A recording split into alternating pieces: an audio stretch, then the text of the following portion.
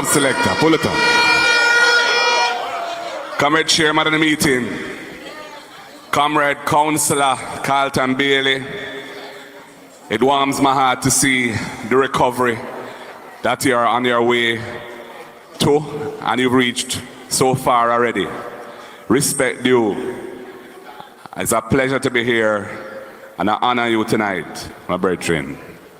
MP, I'm my good friend, Comrade Lowton Cousins, a great politician, a good friend, somebody who, when you have him in the house with you, him have your back. And when you need political work to be done, you can rely on him to deliver. Yeah, man.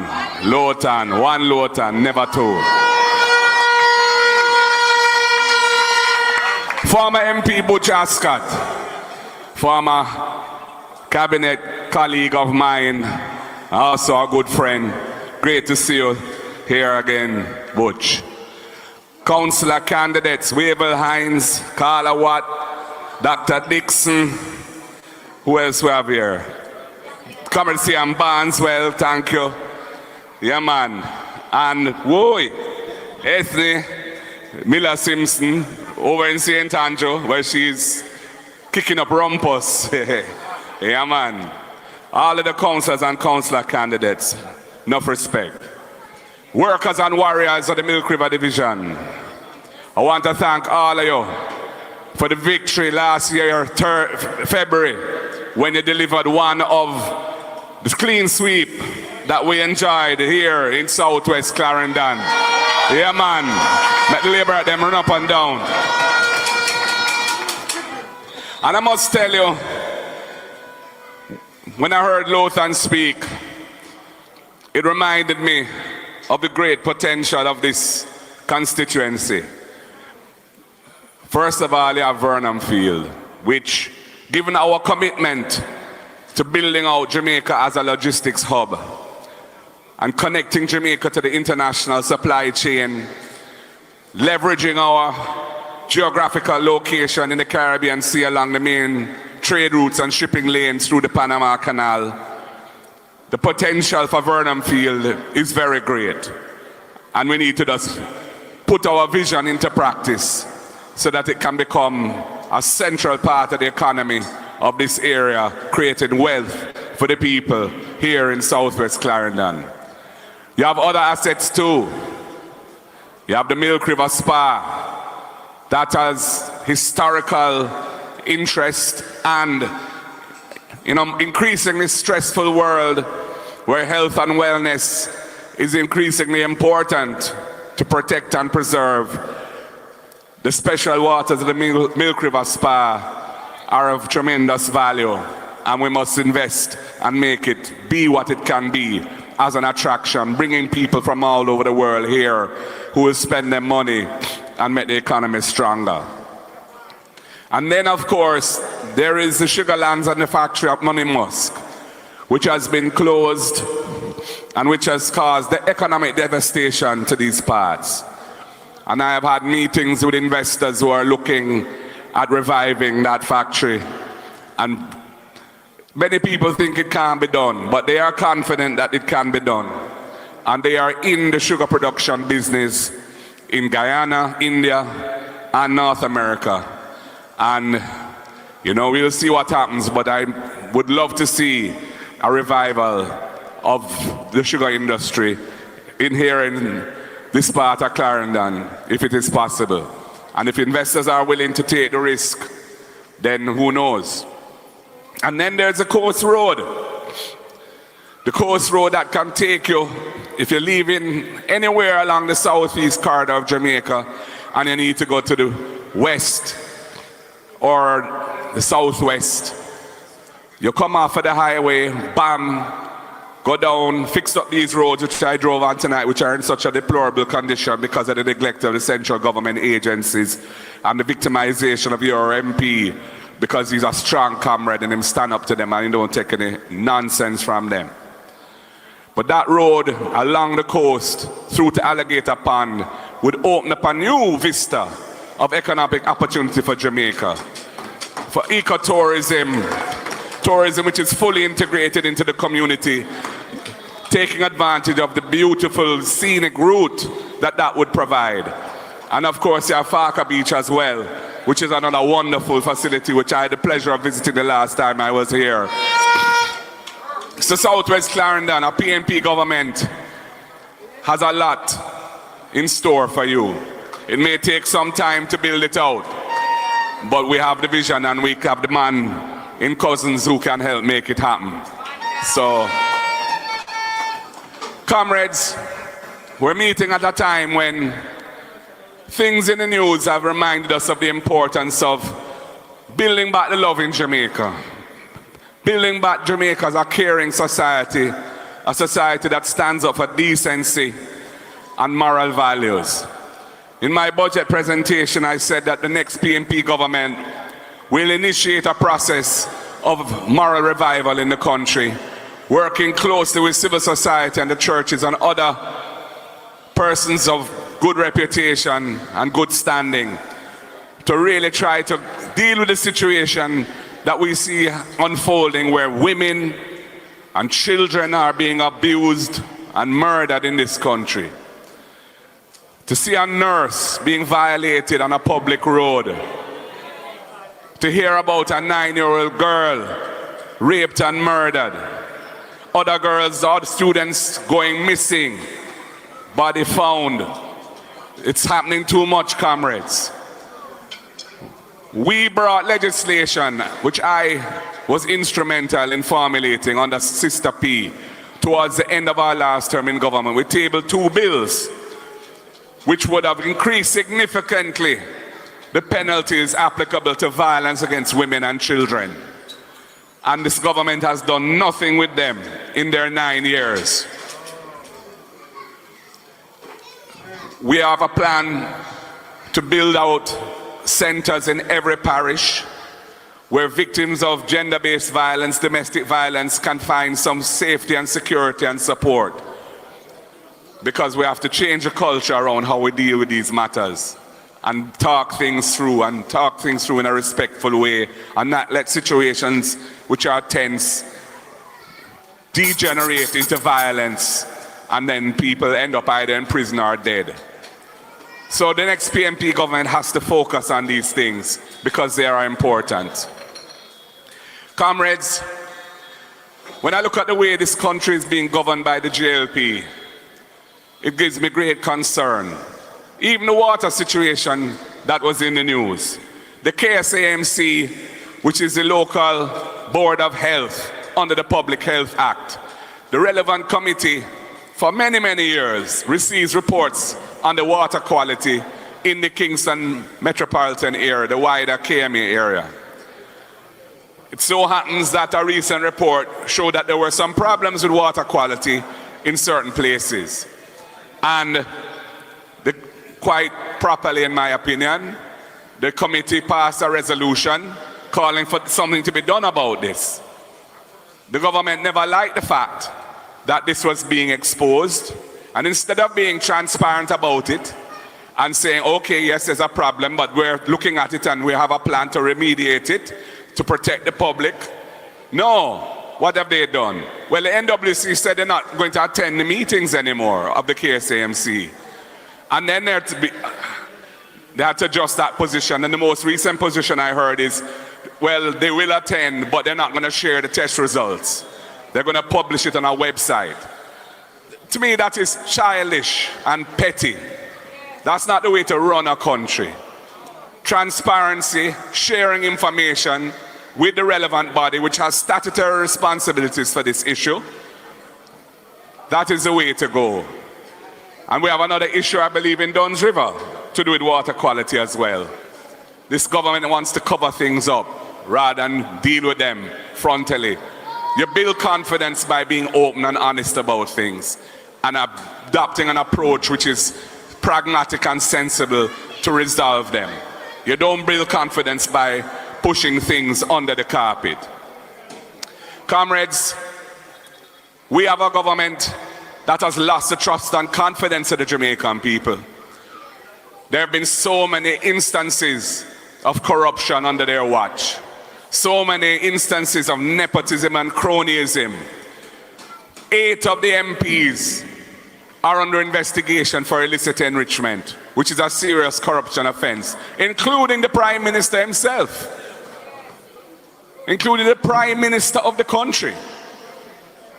That matter has been referred for further investigation to the Financial Investigations Division, which has responsibility for investigating serious financial crimes, and to Tax Administration Jamaica in respect of certain concerns relating to tax. The Prime Minister's response to all this is to seek to challenge the Integrity Commission in court to effectively strike down the country's main anti-corruption body and to also strike down the offense of illicit enrichment, which is an important tool in the armory against corruption, and trying to say that it is unconstitutional. It is putting Jamaica in a bad light. And quite frankly, the law ought to say that if you can't get certified, you can't put yourself forward to run again.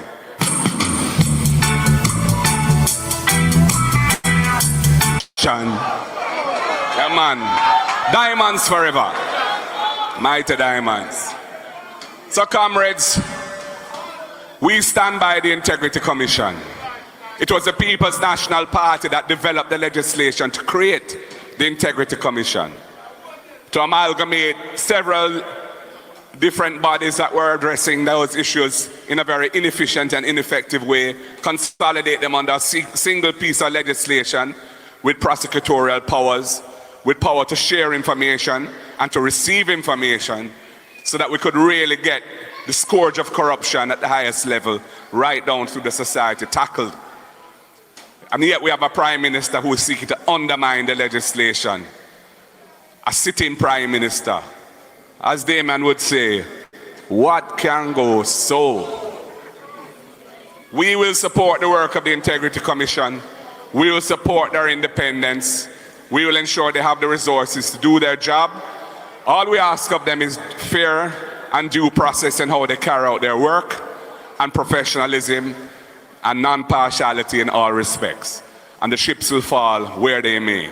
That is the approach of the PNP, and that will be our approach when we form government under my leadership. Comrades, apart from these governance issues, there are some serious needs that the country is facing and which the next PNP government has to step up and deal with. The education system needs significant work because it is not producing the results that can develop the country in the way it needs to develop.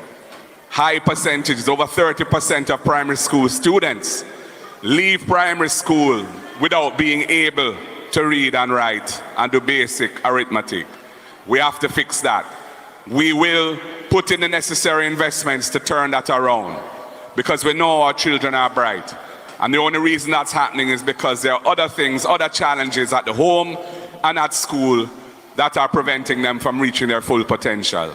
That's why we say we'll provide at least one nutritious hot meal per day for every needed student, both at primary and secondary level. Investing an additional $9 billion to do that annually. That's why we're going to tackle some of the issues around transportation costs for parents to send their children to school, especially in rural areas where they don't have the JUTC to take them on a subsidized basis. We'll be providing a subsidy to needy families to cover their costs in relation to school transportation for their children. And we want to ensure that education can be that which transforms the opportunities of families that are coming out of relative low-income, difficult circumstances and can move up the ladder. So we say any family which produces a child who qualifies to go to tertiary, university or college and is the first in that household to do so will get a full scholarship under the People's National Party so that they can attend college. And when they become a university graduate or a college graduate, they can then help their siblings to step up as well. In the area of housing, there's a lot of work to be done. All the Operation Pride schemes across the country, I visited most of them. There are many of them that have done extremely well. There are some where there's still infrastructure to be dealt with, land titling to be dealt with. We intend to finish all of those that are unfinished. And we intend to focus also on improving the conditions of other informal settlements, because that is a pressing social, economic, and security need of the country, so those people can live in dignity, they can get proper infrastructure, they can get proper titles for the properties that they occupy, and they can move forward in life. We're going to...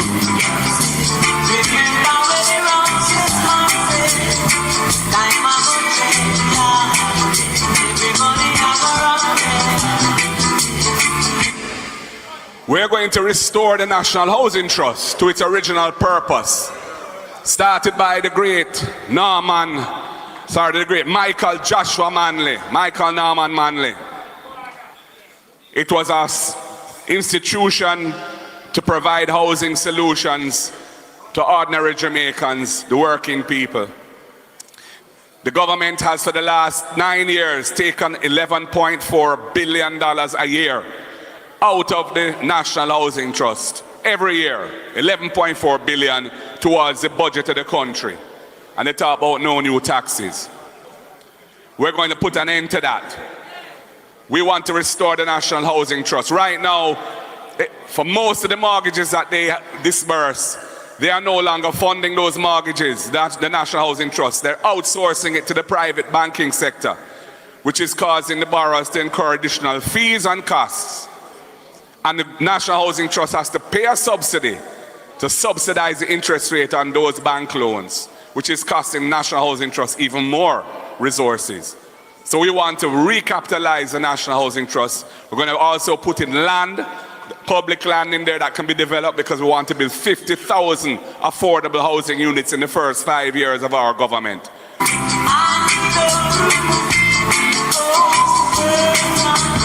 Allocate a $1 billion a year grant from within the resources of the National Housing Trust, having allowed them to keep the $11.4 billion every year going forward.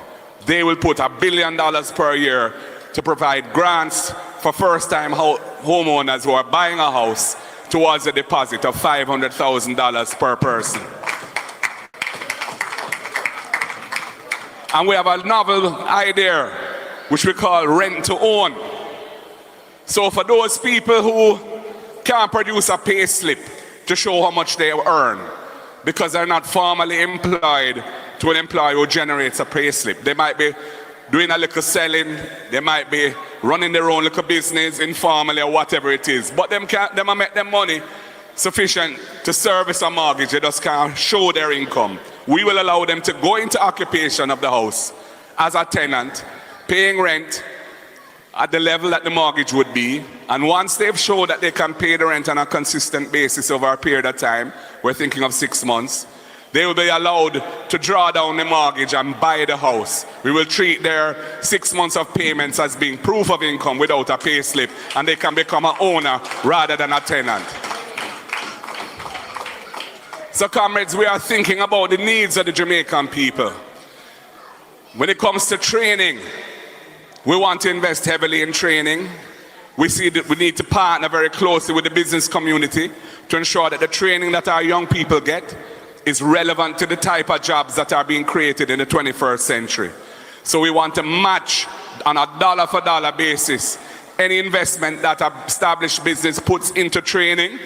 We, through the Heart Trust, will match that to encourage them to roll out and deepen their training opportunities for young people.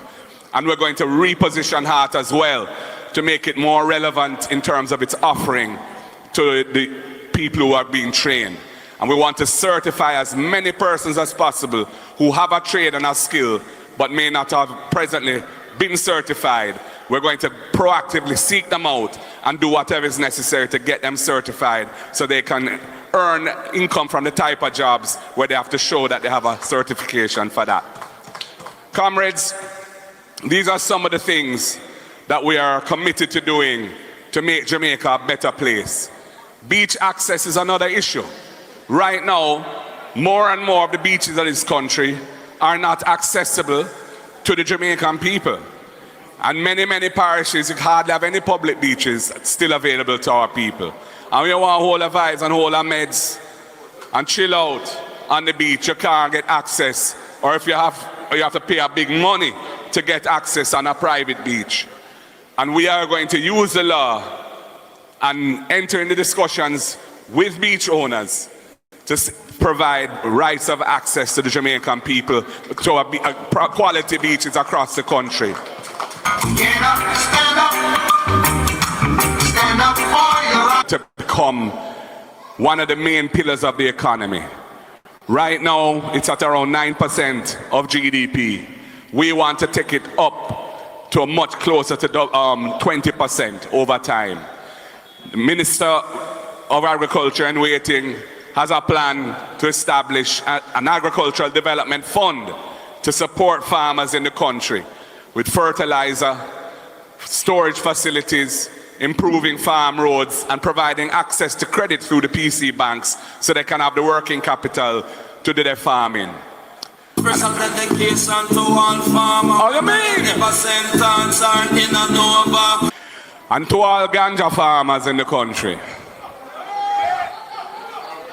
In 2015, it was I, Marky G, who pioneered the legislation to decriminalize ganja, so then you could not be arrested or charged for a spliff or a chalice or a draw weed. And we do that.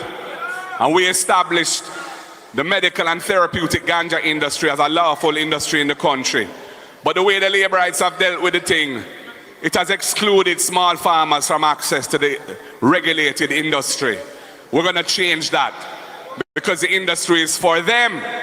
It's them who build the brand for Jamaica in ganja. It's them who suffer the tribulation in the years of prohibition. Police with helicopter are searching marijuana. Yeah, man. Play it tonight. And comrades, this week was a notable week because the PNP won a great court victory. Myself and Lawton and the other MPs had stood up against the use of states of emergency as a routine policing tool. That was something that is the Labourite government of Andrew Holness introduced. Something which the Constitution never contemplated as happening. The state of emergency mechanism in the Constitution is the last line of defense to prevent the state from being subverted, the democratic order and system from being overthrown. That is what the state of emergency is for. And it's a very powerful tool. It suspends rights, rights of access to the court, freedom of movement, your liberty. And when I see them start use this thing all over like a confetti, and it wasn't even working either, because the murder rates did not go down in the period of when they were using those states of emergency intensively. All it did was push criminals from the area where they were and they go somewhere else and start terrorize places that were previously relatively calm and quiet. So we took the matter to court to seek the ruling of the court. And the Constitutional Court in a very strong and well-reasoned judgment ruled in favor of Dayton Campbell as General Secretary of the People's National Party and said all of those states of emergency that the Labourites had introduced are null and void and unconstitutional.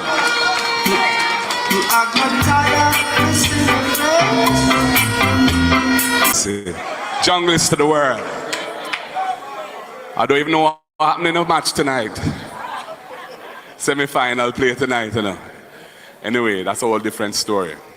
So comrades, I am happy that since 2020, when I became president of your party, we have turned the party around. We were at a very low ebb at the time. We only had 14 MPs out of 63. The party had internal issues. Little isms and schisms that are going all over. And made up bob and weave and pull in who fi pull in and hug up who fi hug up and kiss who fi get kiss and all of them things there and deal with everybody on a level except the little poisonous one them we have to shove out. Yeah, man. And look where they're now. We have been consistently ahead in the polls for over a year, comrades. And the people of Jamaica are looking to us to deliver the platform of policies, some of which I refer to tonight in this presentation. So I say to you tonight, the great comrades of Milk River Division, the great comrades of Southwest Clarendon, stalwarts of our party, workers and warriors who have delivered this seat consistently for our party. Are you ready to do it again when the time comes? Are you ready for the victory? Are you ready for Lawton Cousins? Big up on yourself, comrades. The word is love. Power to the people. Power to the people. Power to the people, I say.